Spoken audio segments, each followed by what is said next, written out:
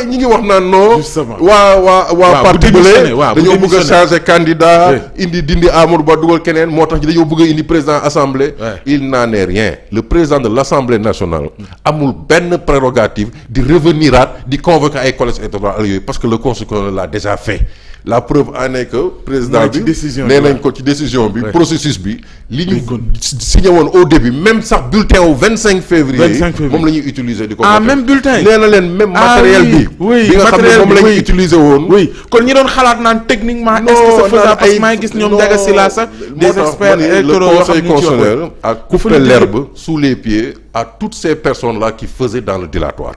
le conseil leur a coupé l'herbe sous les pieds daf leen a tënk nee na leen matériel bi. même bulletin yi ngay voté. bulletin 25 février mais ma jox la exemple Ousmane. CAN Coupe d'Afrique bi passé. ñoo ngi lan 2024. mais CAN la lañ doon wax CAN 2023. parce que les dates bu ñuy dabat parce que gis nga date yi bu ñu ko décidé. ba yóbbu FIFA ba mu ne ba mu dugg ci ordinateur yi fu ne. munoo delluwaat di gom faase lu ne. da ngay obligé jël même yaa ngi 2024 mais CAN 2023 nga gagné. mais leeral nga mu am solo loo xam te ne dafa nekkoon ci jiixi jaaxe dañ doon wax ni bu ñu lijjantee mbiru date yi léegi mu ñëw nag ci faisabilité ndax toll nañ foo xam te ne dañuy reprendre comme ñu wax impression yeeg yu mel noonu ñu bëri dañ doon poser cette question mais ndeke soo delluwaatee ci décision conseil constitutionnel moom lijjanti na loolu yëpp. xam nga li ma neex ci conseil constitutionnel décision yi mu jël. c'est que dafa am ñoo xam ni mooy li ñu naan jiitu paaka ci mbaram mooy des fois di nga gis Ousmane ñu ne Ousmane de ku tàng diine la bu ñëwee fekk xale yi di football fii dina leen yuuxu mais booy wax loolu seen Ousmane nga ne Ousmane mu ngi ñëw de moom ne xale yi dina leen yuuxu da ngay yaakaar ne da ngay influer ci Ousmane pour que mu yuuxu xale yi xam nga yaa ngi dégg bi professeur Ismaïla Madior Fall ba mu déclaré ni ci affaire assemblée ba ne le conseil constitutionnel ne peut pas se déclarer compétent pour examiner loi bi parce que c'est une loi constitutionnelle mais conseil constitutionnel ne ko ban loi constitutionnelle yow kii ñi ngi def loo xam ne dañu ma saisir man loo xam ni ça touche la constitution ak le mandat donc yooyu damay intervenir parce qu'il y a un des principes qui sont en train d'être violés cela veut dire quoi lii ministre di génn di wax kooku bëgg-bëggam lay wax ak bëgg-bëgg camp bi mu bokk politique moo tax des fois dañuy jiitu préjugé li conseil constitutionnel nar a wax mais conseil constitutionnel jaaroo foofu yëpp comme ni ko maître Sidiki Kaba mais loolu la dernièrement waxaat encore ne le président day kii mu ne leen non daal di génne leeral. parce que da doon wax ni mën na interpréter comme ni nga wax ni 36-2 bi. mais voilà moo tax nag mu jël décision une décision historique wax interprétation article 36-2 bi leeral ko ni ko nit ñi doon expliquer. ne leen que ni si et seulement si y a une élection qui s'est tenue avant la fin du mandat ci lay article 36-2 di appliqué wu. donc mu nekk lu leer. oui mu ñëw amee taxawaay boo xamante ne moom conseil constitutionnel comme ni ñu ko waxee sànq nekkul woon li ñu ko doon bàyyee li ñu ko yàgg a tàmm di gisee. parce que souvent décision yi mu daan jël dañ naan décision yoo xam te ne pour neexal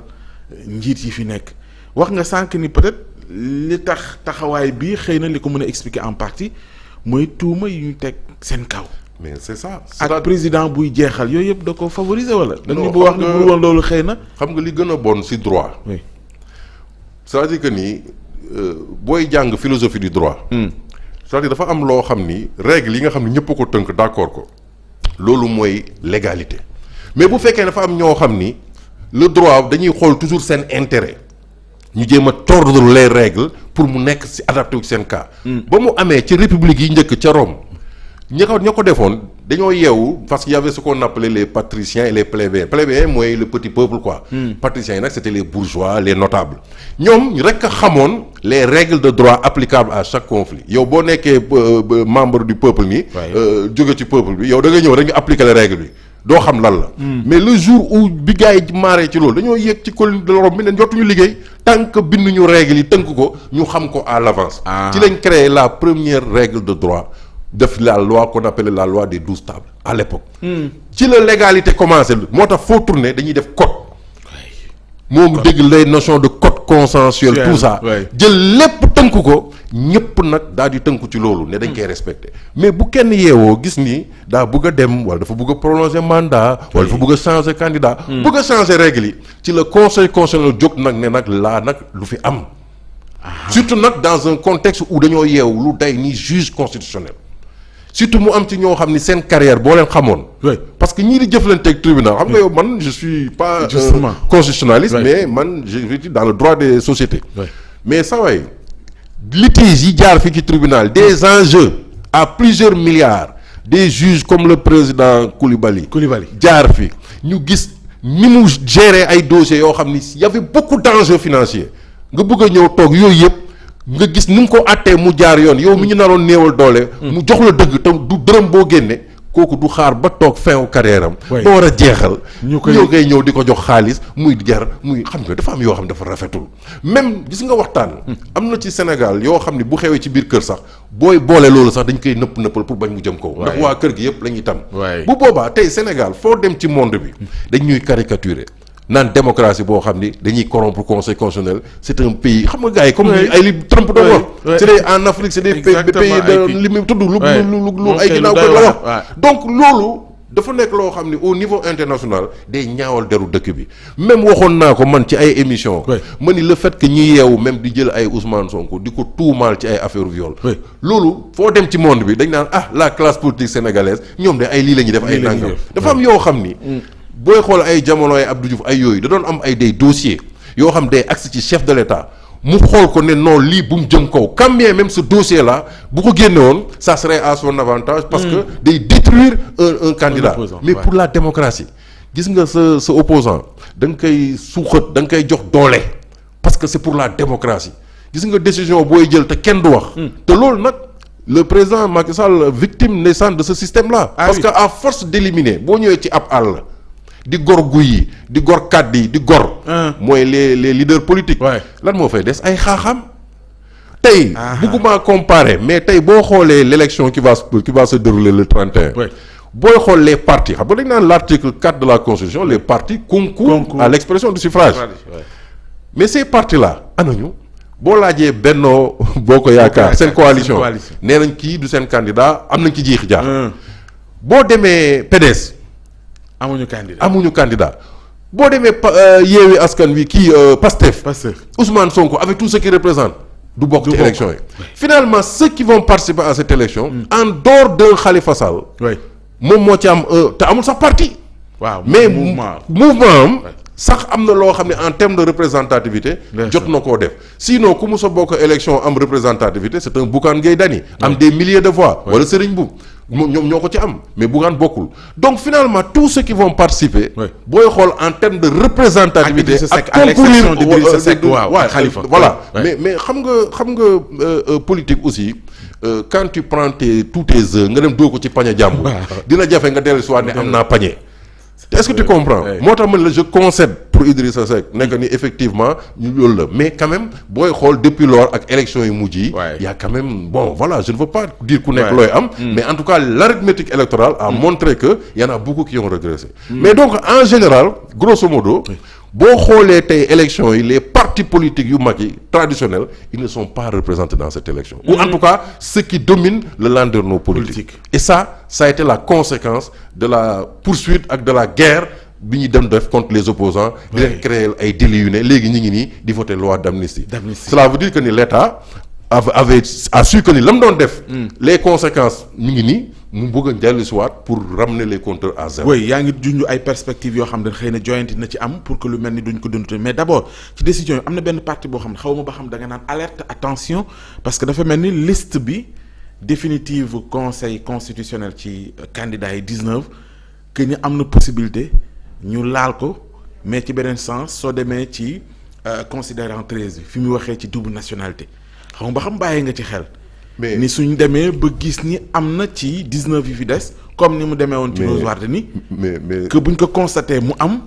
mën nañ ko dindi mais c'est sûr que mën nañ ko dindi jusqu'à veille élection yi tey actuellement tey bu amoon marre taali sax benn dara lu amoon wala candidat bu retiré wu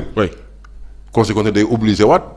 poursuivre ko kii mais day dindi kooku c'est-à-dire que même que bu constaté rek tamit double nationalité am na preuve bu génn mais ça way mënuñu la bàyyi ngay continuer di dem ci élection loolu ça c'est dañ boobaa ils vont sévir moo tax ils se contentent de la déclaration sur l'honneur parce que tu peux pas justement loolu la ñu wax ba keroog ñuy gis lu ko ba gis ñu le contraire ba gis keroog ñuy gis le contraire kon candidat yi nañ ko bàyyee xel surtout am na ñoo xam ne ñu ngi rumanaat mi ngi noonu donc cela veut dire que ni mooy li ñu wax rek gars yi je le jure boobu wala je jure que wala j'atteste que yooyu Sénégal dañ ko war a respecter c'est-à-dire que c'est comme le serment boo demee même ci alxuraan le serment da nga ko war a respecter da nga ko war a respecter moo tax donc yii yëpp dinañu jàngal bu ñu génnee ci épreuve yi. les hommes politiques dinañ gën a xool af xam ni bu ñu amee une juridiction boo xam ni comme ni ko président américain bu waxoon Barack Obama. bu ñu amee des institutions fortes mais démocratie sénégalaise ci kaw raay bi lay toog di daw. mais bu ñu amee une personne politique en la personne d'un chef d'État qui domine ces institutions day nekk telle est la volonté du chef de l'État et day nekk comme un monarque mooy li ñuy wax telle est la volonté du roi. mais volonté boobu noonu su fekkee xool nañu la tukkee woon ca dialogue bi ca Diamniadio mais li ñu doon sàkku le 2 juin bi yemuñ ci maanaam bu le 2 avril jeexee président daf koy gunge mais mu amaat beneen ci biir mooy possibilité ñu yëraat li nga xamante ne moom mooy 19 candidats yu conseil constitutionnel validé xool ñi ñuy dugal ndax coowal double nationalité ñeneen ñoo xamante ne dañ jàpp ne dañ leen di spolier mais volonté boobu su conseil ne président Macky Sall ak ñu mu àndal teggul ci dara yoon alors que moom mooy garant des institutions ni ñuy comprendre loolu. non mooy li ma la c'est-à-dire waaw dugal loo xam te ne wóor na leen lii ña nga àndal laaj nga leen ñu wax ne amul fenn fu mu wéeru mais malgré sa volonté la bëgg nga ko mu jàll loolu noo koy comprendre. non xam nga conseil constitutionnel. dafa bëgg a wax foofu ne président de la république ba mu jël première date élection le 25 février. dafa defoon dialogue. justement dafa defoon consultation. cela veut dire que ni yoon daf ko ni ko yow président de la république yow rek ci Sénégal yow la yàlla tànn pour que nga mun a jël décision nekk élection kañ lay am nga jël ces décisions le 25. nga dem ba ci biir am ay jiixi jaaxa wala boog ay intérêt yoo am pour changer candidat wala kenn xamul lim ba ci jublu woon. pour conseil constitutionnel la déet munoo ko mais dialogue bi ñuy wax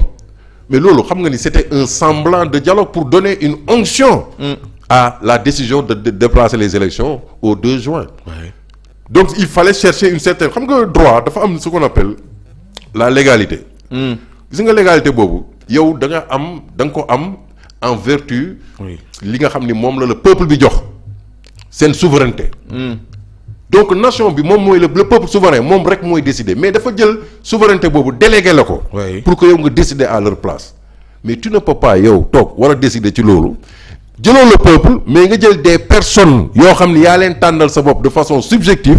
kenn voté lu leen kenn ils ne sont délégataires d'aucun mandat électif. nga jël leen ñu dugg réunion génn daal di lekk seen ay per diem daal di ne voilà décision bi c'est le 2 juin. mais loolu lu mun a nekkee. moo tax le conseil constitutionnel a dit que ni saa waay loolu mënu koo c'est pas conforme. aux pratiques constitutionnelles mënul sax nekk. ni à la constitution ni aux pratiques donc loolu. moo lay wax ni la que ni le conseil actuellement nii li mu àtte man mun naa wax ni décision yi lu conseil musta àtte lu ni mel. c'est-à-dire que dafa jël ay décisions yoo xam ni dafa wane carrément ne que ni la nation la république du Sénégal. est menacée. les fondements même de cette république sont menacés par des décisions malencontreuses prises par le chef de l'État et ses trucs. Donc ci le conseil constitutionnel en tant que régulateur du système électoral je vais mettre les points sur les i donc damay daal di commencer jël damay décision pour que dommage du am sur le processus électoral et que la constitution soit respectée. même perception nga am tamit ci loi d'amnistie bi attewuñu ne nañ fàtte lépp situé ñu ay responsabilité débat bi existé na malgré tout jàll na démb même perception nga ci am. xam nga loi d'amnistie man dama wax depuis le début ma ni xam nga ñu bari wax nañ ko Sénégal nee nañu bu ñu bëggoon bàyyi nit ñi bu dee ñoom Ousmane Sonko la ak Hélène Gaye da ngay def abandon des poursuites ndax jusqu'à présent procureur rek moo leen chargé juge d'instruction sax dégloogu leen. te est-ce que tu comprends procureur moo leen boole ne yow lii laa la jiiñ. waaw léegi procureur mun na bind ne yéen jiiñatuma leen. bu boobaa da ngay génn mun nañ ko jaarale ci yoon mais boo gisee ñiy amnistier c'est parce que il y a d'autres faits yoo xam ni les gens l'ont souligné grave affaire ay kii yaa ngi fii nervi ak beaucoup de choses mais dafa am loo xam ni boo xoolee dañ ne cette amnistie là ne saurait préjuger au droit des tiers xam nga loolu mooy lan mais saa waay kooku droit la est-ce que xam nga état dafa am responsabilité tey attroupement yu am nii ñu toj sa oto bu la neexee nga saisir le tribunal administratif nga ni du fait du mauvais fonctionnement du service public mooy maanaam sécurité état gérewul mbedd mi balaa ful jaxasoo nañu toj nañ sama oto tu attaques la responsabilité de l'état te loolu boo koy xool mi ngi ci booy xool la loi de 65 bi wax la responsabilité administrative de l'état gis nga nu mu tuddati ce droit de la responsabilité administrative de l'état boobu à partir des articles 142 am na fi ay jurisprudence am na benn waay bu ñuy wax bi ma ko xoolee gëstu ko boo xam ni Samba Ka la tudd. boo xam ni dafa nekkoon doon zone Thiès boobu mu am champ de tir gars yi di tirer ay obus benn périmètre de sécurité boo xam ni dañuy def ay sirène wax bu fa kenn jege. mais zone bi waa ji nekk fa la ko benn obus fekk explosé foofu dagg loxoom et cetera et cetera mais il a attaqué l'État en responsabilité donc sur le fait que État d'ailleurs la preuve dégg nga décision bi gars yi jël. nee nañu il faut indemniser. Cela veut dire que ni en matière d'attroupement wala s'il y a un mauvais fonctionnement du service public. donc yow am nga droit ne état yaa tax ba lii am ba samay supermarché ñu toj ko. wala samay lii ñu kii ko wala sama loxo dagg ci marché taali wala dara. c'est pour éviter cela que l'état yaa ngi fàttali dossier la Joola. Abdoulaye lu mu def. mais xam na ni que ni ces victimes là. surtout avec les Français. dinañ ko attaquer. parce que c'est l'état qui est responsable de ce naufrage là. de ces manquements ñoo entraîné parce qu'il faut nag en matière de responsabilité. que tu puisses prouver la faute. la faute de l'état. donc léegi faute boobu. état xam na ko ni moom la. donc si ces victimes là allaient saisir les juridictions de droit commun. ça allait être plus salé. donc l'état a eu l'intelligence de prendre les devants pour faire cette loi d'amnistie mais en même temps sachant que ni les droits des tiers seront préservés ñu daal di nekkoon nañ leen indemniser et ils vont proposer des montants forfaitaires aux gens ñu dem seen yoon mais su loolu bu gars yi demoon def action mais ça va être encore beaucoup plus corsé pour l'État donc cette loi d'amnistie là du point de vue xam nga aussi des fois il faut que les gens acceptent le moindre mal mais c'est sûr que ni le fait que des gens soient sortis avec des armes sortis de je ne sais où di tirer ci population yi que ces gens-là puissent par le fait de cette loi-là n'est-ce pas passer entre les mailles du filet de la justice c'est vrai que ça laisse un haut le cœur moo tax pour éviter que ces gens-là aient mal au cœur on a créé ce qu'on appelle en droit le praesium doloris mooy le paiement du prix de la douleur ñu jël ko fay leen moo tax amnistie d'un côté politique de notre côté ñu ne indemnisation mooy le volet bi nga xam ni dina dàmp mooy ndàmpaay ci wolof dommages et intérêts voilà d'accord dinañ topp loolu xam naa ne Meissa Niang on aura l'occasion incha allah ñëw ci ni mu gën a yaatoo ci pàcc yi nga xam ne jukki nga ko léegi ci wàllu yoon kon nañu xaar yeneen acte ci njiitum réew mi fii ak non les jours à venir conseil constitutionnel dina confirmer cette date là et je vais vous le dire mënumaa gëm ni conseil constitutionnel dina bàyyi la date du 31 daal dina le 24 les élections bi di am parce que bu boobaa dina violer moom conseil constitutionnel dina violer décision ba pare violer l'article L129 du code électoral bi ne il faut 21 jours avant la tenue du scrutin le conseil ne peut pas quand même encourager le non-respect d'une disposition boo xam ni saa waay moom en tant que juge électoral le code électoral dit article L129 il faut respecter 21 jours il faut qu'on nous explique par quelle alchimie on ne va plus respecter ces 21 jours donc dans tous les cas le conseil devra s'expliquer et donner une décision dans ce sens on va l'attendre inchallah xam naa ne am nga yeneen yitte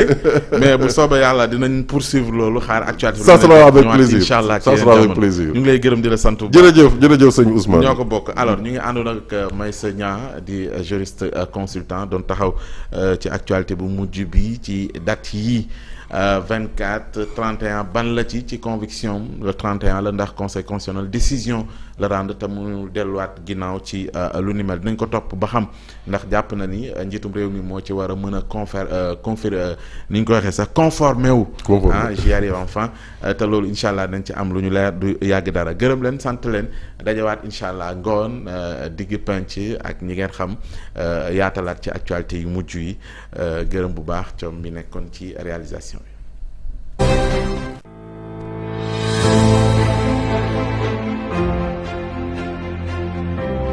ci Sénégalais yi di metti nga ni fa dut sa baaraam loolooy metti seen xol yi. ay toog sa ordinateur di tapé di kaj yi suba ngoon di saaga di xuloo. Ayez le courage de dire la vérité aux Sénégalais. doomi soxna yi fi nekk bañ a falsifier ahadis yi ak ayat alquran yi ngir ragal gouvernement bi.